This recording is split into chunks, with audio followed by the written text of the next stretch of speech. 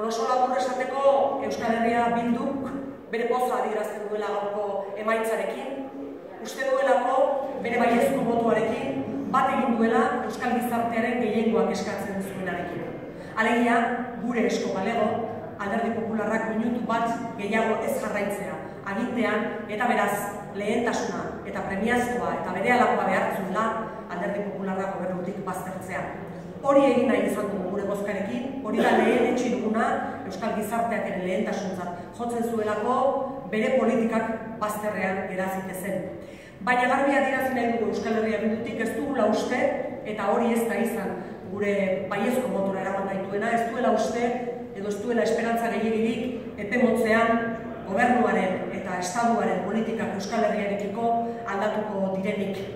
Jarraituko dugu, jarraituko dugu Euskal Herritarren interesak defendatzen, Euskal Herritarren interesak defendatzeak esan nahi baitu justizia sozialerako urratsak ematea, beste politika sozial batzuk egitea, esan nahi baitu erabakitze eskubideari leku egitea, eta esan nahi baitu ere bake eta normalizazioan urratsak ematea.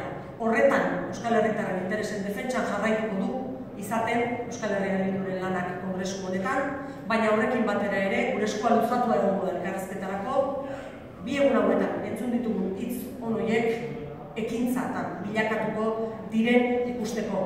Hori ikuskizun, gure eskua luzatua dago elkarrizketarako, eta behar duguna ekintzak dira, gure gaur egungo irakurketa aldadari. Gaur gaurkoz pentsatzen baitugu, estatuan ez dagoela demokratizazioako aukerarik, eta hala pentsatzekotan ekintzen bidez izateko.